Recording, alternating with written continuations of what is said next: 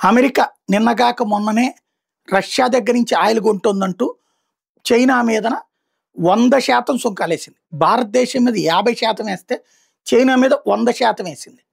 But ఈడ్చిపెడితే నెల కూడా కాలేదు. అప్పుడే విత్డ్రా చేసేసుకుంది. చైనా అధ్యక్షుడితో మీటింగ్ అయ్యాడు ట్రంప్, విత్డ్రా చేసేసుకున్నారు. ఏంటయ్యా అంటే వణుకు పడుతుంది చైనా అంటే. ఎందుకంటే అమెరికా వాళ్ళ కంపెనీలన్నీ చైనాలోనే ఉంటాయి.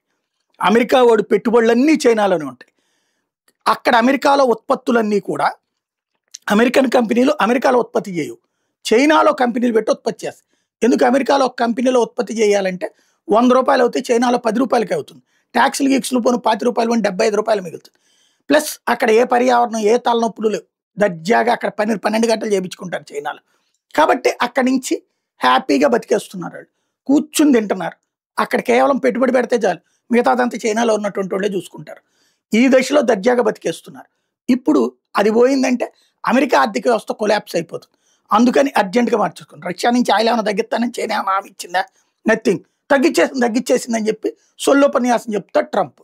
అక్కడ మేము తీసుకుంటున్నాం అని చెప్తుంది చైనా. కాకపోతే ఈ కంపెనీలు ఇప్పుడు మనకి ఎట్లయితే రిలయన్స్, నయారా లాంటి వాళ్ళు కొండం మానేశారు, చైనాకి సంబంధించిన కంపెనీలు కూడా కొండం మానేశారు. కానీ చైనాకి డైరెక్ట్ పైప్ లైన్ ద్వారా వచ్చేటటువంటి ఆయిల్ వస్తూనే ఉంది. అలాగే వాళ్ళ ప్రభుత్వం వాడుకునేది వాడుతాను. మన దగ్గర ఇక్కడ ఎలాగ జరుగుతుందో అట్లాగే మన మీద సుంకాలు అట్లాగే ఉంచాడు, వాళ్ళ మీద సుంకాలు తగ్గించేశాడు. అదేమంటే చైనా అధ్యక్షుడు జిన్పింగ్ గొప్పోడు అని చెప్పుకొచ్చాడు. అంటే యూటర్న్ భయంతో తీసుకున్నటువంటిది అనమాట.